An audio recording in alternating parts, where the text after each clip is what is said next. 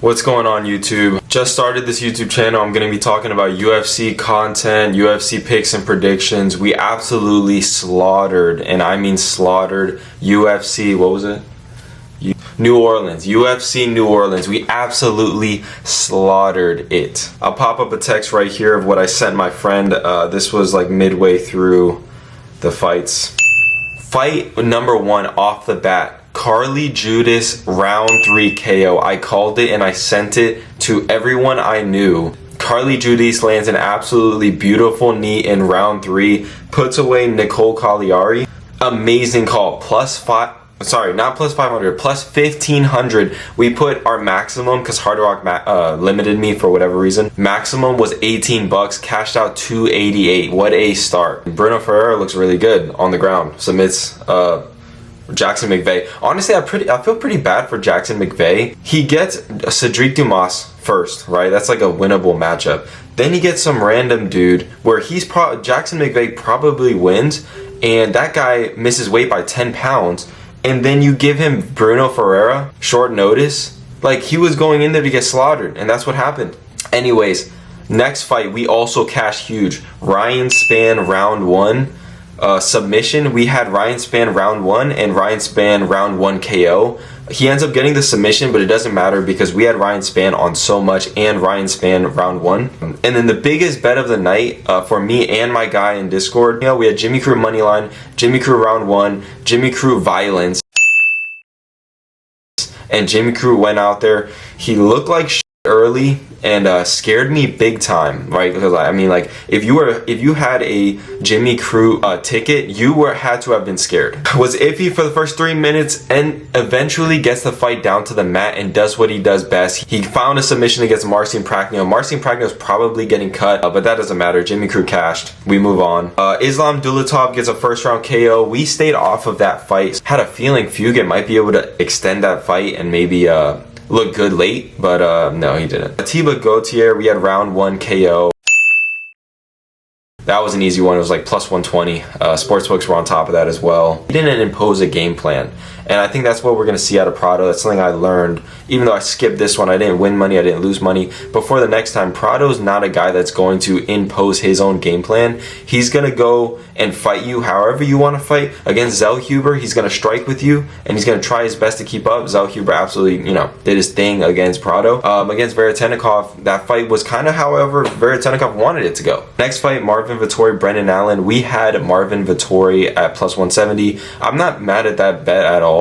Brendan Allen won by unanimous decision. We also had the fight to go the distance, which it did. Yeah, no, I'm not upset at that fight. The fight was very close. Brendan Allen definitely won, but that was a close one. Vinicius Oliveira versus Kyler Phillips. That was a very good call by us. We had round 3 or decision at plus 125. That cash. Vinicius almost got Phillips out of there in the second round. Vinicius, I predicted it perfectly. Kyler Phillips would look good early and Vinicius would run away with the fight late, and that's exactly what happened. Michael Johnson versus Zellhuber. This is the biggest favorite on the card in Daniel Zellhuber, and he absolutely shit the bed.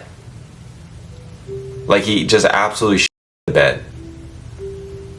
We didn't have too much money on Daniel Zellhuber, but I really don't know what to think or what to say about him anymore. Zellhuber has a minus 900 losing to Michael Johnson. Losing to a 39-year-old Michael Johnson with a questionable chin is one of the worst fights I've ever seen from a young contender. Ige versus Pitbull. Pitbull looks good. I was telling people all week I liked Ige maybe by KO, but the value was on Patricio Pitbull. Plus 180. The guys that can match him, same grappling, same striking, he doesn't beat those guys. He withers away. Yeah, Ige just looked like he was kind of in mud all fight. Daniel Rodriguez picks up a win against Kevin Holland. Now, I told everyone that Kevin Holland was an absolute lock. Kevin Holland should have been able to do whatever he wanted in this fight. And obviously, that didn't happen. Daniel Rodriguez put him through the ringer. That was a crazy fight. I think more so on that one, comparing to the Zellhuber thing, I'm like super shocked by the Zellhuber thing. The Daniel Rodriguez and Kevin Holland one, it's like Kevin Holland fights he's so active. You make 5 weight cuts in a year. Like, at some point, you're not going to look as sharp And in that second round, he got tired. Round 3, if that fight's a 5-round fight, Daniel Rodriguez puts Kevin Holland away late. He almost put him away in round 3 late. If that's a 5-round fight, Rodriguez finishes Kevin Holland. We had money on Costa and Costa by decision. Great call. Costa was plus 170, or Costa by decision was plus 500, and that was a great call. We made a lot of money off of that one. In that one, we had Costa by decision at plus 500, and then we had Jimmy Crute round 1 finish plus 350. That one paid out. Put the slip there. Great call. Paulo Costa's not washed. If you thought he was, he's not. Yeah, and then the main event, Max Holloway, Dustin Poirier. Really, really, really good fight. That was such a good fight. I really wish Dustin Poirier would not retire. He looked really good. Obviously, Max Holloway won. We had Max Holloway, and we had the fight to go the distance, so we cashed both of those. Dustin Poirier was my favorite fighter when I first started watching MMA. The reason I got into the sport so much was because I'm a degenerate gambler. My name's Roman the Degen. Okay, I'm a degenerate. I lost money on like football. I think it was like NFL. It was like I lost money, and I never watched fighting. I saw that Conor McGregor was fighting Dustin Poirier, and McGregor was like a minus 200 or minus 300.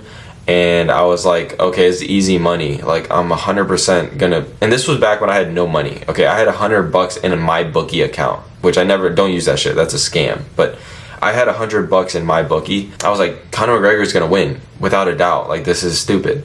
And then Dustin Poirier knocked him out. But when I watched it, I was like, I wasn't even upset. That was like I was down to my last $100, and I wasn't upset at the loss. I literally saw it and I was like, this is an amazing sport. I love this sport. Even though I lost $100, I love this sport. And Dustin Poirier became my favorite fighter that night. Emotional to see him retire. Let's leave it at that. A quick breakdown. I'm gonna be doing like a lot of picks and breakdowns. I'm not gonna say any names. I'll never do that. But I saw somebody post on Twitter that they lost 18 units last night at the fights. And I've been doing this for a while. I've been limited off of many sports books. I have a lot of insightful knowledge to give, and I've been too lazy to do YouTube. And then last night I saw somebody lost 18 units, and he has a lot of followers and subscribers. And so yeah, no, I was like, okay, I'm doing people a disservice, honestly. I'm doing people a disservice. These people are popular and they're literally shelling money to the sports books, where in my case I'm not doing any content and I consistently win money. I know people need money. It's pretty selfish of me to continue to make money, and seeing all these creators losing their fans money, it's like a disservice. I genuinely feel bad for you. So I'll be making content now, and I will be consistent. I used to make content here and there and I wasn't consistent, but this time I will be consistent.